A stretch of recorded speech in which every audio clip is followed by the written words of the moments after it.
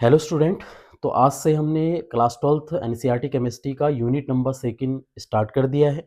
Unit number second है electrochemistry, जिसको हम हिंदी में कहते हैं विद्युत रसायन। बहुत इंपॉर्टेंट यूनिट है और काफ़ी ज़्यादा यहाँ पर इंटरेस्ट भी आपको आएगा, क्योंकि इस चैप्टर के अंदर हम ऐसे ऐसे टॉपिक्स की स्टडी करेंगे जहाँ पर हमें काफ़ी इंटरेस्ट भी आएगा यदि आप पूर्ण मन के साथ इस चैप्टर का अध्ययन करते हैं। तो सबसे पहले हम जानते हैं कि ये इलेक्ट्रोकेमिस्ट्री, जिसे हम विद्युत रसायन कहते हैं, ये है क्या। दरअसल विद्युत रसायन हमारे रसायन विज्ञान की केमिस्ट्री की एक ऐसी ब्रांच है जो केमिकल्स और इलेक्ट्रिसिटी के बीच में रिलेशन को बनाती है, जो केमिकल रिएक्शन और इलेक्ट्रिसिटी के बीच में एक रिलेशन बनाती है कि किस तरीके से हम केमिकल रिएक्शंस के थ्रू केमिकल एनर्जी को इलेक्ट्रिकल एनर्जी में कन्वर्ट करते हैं या फिर इलेक्ट्रिकल एनर्जी को केमिकल एनर्जी में कन्वर्ट करते हैं। तो इन चीज़ों का अध्ययन हम करने वाले हैं। बहुत ही खूबसूरत चैप्टर है हमारा विद्युत रसायन, इलेक्ट्रोकेमिस्ट्री के अंतर्गत हम इस चीज़ों के बारे में पढ़ने वाले हैं। दरअसल यदि हम इलेक्ट्रोकेमिस्ट्री की बात करते हैं तो एक रासायनिक पदार्थ है जिसके बिना हम शायद इलेक्ट्रोकेमिस्ट्री की कल्पना भी नहीं कर सकते हैं, और हमारे चैप्टर का फर्स्ट टॉपिक भी यही है। दरअसल एक रासायनिक पदार्थ है जिसको हम कहते हैं इलेक्ट्रोकेमिस्ट्री की लैंग्वेज में, जिसको हम कहते हैं विद्युत अपघट्य, या फिर इंग्लिश में जिसको हम कहते हैं इलेक्ट्रोलाइट्स। क्या होते हैं इलेक्ट्रोलाइट्स? दरअसल वैसे तो इलेक्ट्रोलाइट्स एक केमिकल सब्सटेंस है, एक रासायनिक पदार्थ है, लेकिन रासायनिक पदार्थ बहुत सारे होते हैं। क्या हर किसी रासायनिक पदार्थ को इलेक्ट्रोलाइट से कहा जा सकता है? क्या हर किसी रासायनिक पदार्थ को विद्युत अपघट्य कहा जा सकता है? नहीं। दरअसल विद्युत अपघट्य या फिर इलेक्ट्रोलाइट्स कुछ विशेष प्रकार के रासायनिक पदार्थ हैं जिनका यूज करके हम केमिकल एनर्जी को इलेक्ट्रिकल एनर्जी में कन्वर्ट करने वाले हैं, या फिर इलेक्ट्रिकल एनर्जी को केमिकल एनर्जी में कन्वर्ट करने वाले हैं। तो क्या है विद्युत अपघट्य, ये इलेक्ट्रोलाइट्स होते क्या हैं, जरा इनको समझते हैं।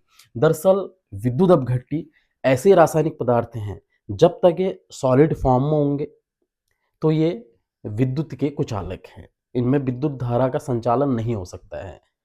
ठीक है, लेकिन जैसे ही इन पदार्थों का हम सॉल्यूशन बनाते हैं, जैसे ही इलेक्ट्रोलाइट का हम सॉल्यूशन बनाते हैं, तो इनका जो सॉल्यूशन होता है, इनका जो विलयन होता है, वो विद्युत धारा का सुचालक बन जाता है, विद्युत धारा का वो इलेक्ट्रिसिटी का कंडक्टर बन जाता है। क्यों ऐसा होता है? जैसे एक इलेक्ट्रोलाइट का हम एग्जाम्पल लेते हैं। फॉर एग्जाम्पल एक इलेक्ट्रोलाइट है हमारे पास HCl, HCl हाइड्रोजन क्लोराइड एक इलेक्ट्रोलाइट है। जैसे ही इसको हम वाटर में डिसॉल्व करते हैं, सॉल्यूशन बनाते हैं, तो जैसे ही इसको वाटर में डिसॉल्व भी किया जाएगा तो HCl वाटर में जाके, सॉल्वेंट में जाके H पॉजिटिव और Cl निगेटिव में डिसोशिएट हो जाएगा।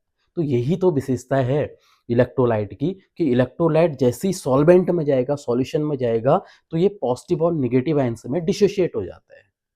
तो ऐसे कोई भी केमिकल सब्सटेंस, ऐसे कोई भी रासायनिक पदार्थ जो सॉल्यूशन में जाके पॉजिटिव और नेगेटिव आयन्स में डिसोशिएट हो जाते हैं, धन आयन और ऋण आयन में अपघटित हो जाते हैं, ऐसे रासायनिक पदार्थों को हम कहते हैं विद्युत अपघट्य, या फिर इनका दूसरा नाम क्या है, इलेक्ट्रोलाइट। बहुत सारे रासायनिक पदार्थ हैं, जिस कॉमन साल्ट जो नमक हम खाते हैं NaCl, सॉल्यूशन में डालोगे Na पॉजिटिव Cl निगेटिव में अपघटित हो जाएगा, या पोटेशियम क्लोराइड KCl सॉल्यूशन में जाके K पॉजिटिव Cl निगेटिव में कन्वर्ट हो जाएगा। ऐसे कितने सारे रासायनिक पदार्थ हैं जो सॉल्यूशन में जाके पॉजिटिव और निगेटिव आयन से देते हैं, और ये पॉजिटिव और निगेटिव आयंस की वजह से इनका जो सॉल्यूशन होता है वो इलेक्ट्रिसिटी का कंडक्टर होता है, विद्युत धारा का सुचालक होता है। क्योंकि जहाँ पॉजिटिव और निगेटिव आयंस होंगे वहाँ पॉजिटिव और निगेटिव चार्ज होगा, जहाँ पॉजिटिव और निगेटिव चार्ज होगा वहाँ इलेक्ट्रिसिटी फ्लो होगी।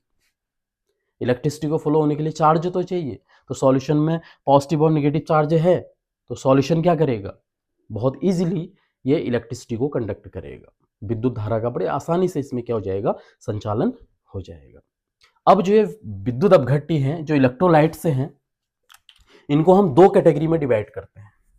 जो इलेक्ट्रोलाइट्स हैं, दरअसल इनको दो कैटेगरी में डिवाइड किया जाता है।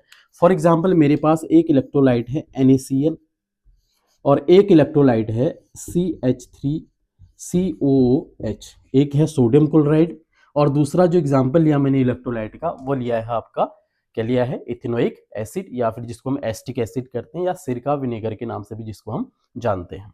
जैसे हम NaCl का सॉल्यूशन बनाएंगे तो सॉल्यूशन में NaCl जैसे डिजोल्व होगा तो ये डिसोशिएट होगा Na पॉजिटिव और Cl निगेटिव में।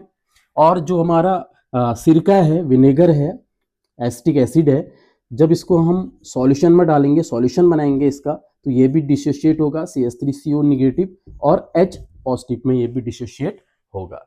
लेकिन हमने जब NaCl का सॉल्यूशन बनाया, NaCl के हमने 10 मॉलिक्यूल लिए, तो कितने Na प्लस मिलेंगे हमें? 10 Na प्लस मिलेंगे, और 10 ही क्या मिलेंगे? Cl नेगेटिव आयन मिलेंगे। लेकिन CH3COH के भी हमने 10 मॉलिक्यूल लिए हैं, लेकिन यहाँ पर हमें केवल 6 CH3COH नेगेटिव और 6 H प्लस ही मिल रहे हैं सॉल्यूशन में। ध्यान दीजिएगा एग्जाम्पल पर, यहाँ पर 10 NaCl हैं, सॉल्यूशन में जाके 10 Na प्लस और 10 Cl नेगेटिव बने। इसका मतलब है कंप्लीटली डिसोशिएट हो गया। 10 के 10 NaCl के अणु विलयन में जाके टूट गए हैं, 10 पॉजिटिव 10 नेगेटिव आयंस बन गए हैं। लेकिन CH3COH के भी हमने 10 मॉलिक्यूल ही लिए थे, लेकिन केवल 6 मॉलिक्यूल का डिसोसिएशन हुआ है। केवल 6 धनाइन और 6 ऋणाइन ही सॉल्यूशन में बने हैं, मतलब 4 मॉलिक्यूल एसिटिक एसिड के डिसोसिएट नहीं हुए। तो हम कह सकते हैं ये जो इलेक्ट्रोलाइट है ये सॉल्यूशन में कम मात्रा में पॉजिटिव और नेगेटिव आयंस में डिसोशिएट हुआ। यदि कोई कंप्लीटली डिसोशिएट हो जाता है तो हम कहेंगे ये जो है तो दोनों इलेक्ट्रोलाइट ही हैं, ये जो इलेक्ट्रोलाइट है इसको हम बोलेंगे, ये जो विद्युत अपघट्टी है इसको हम बोलेंगे प्रबल विद्युत अपघट्टी। ये है प्रबल विद्युत अपघट्टी।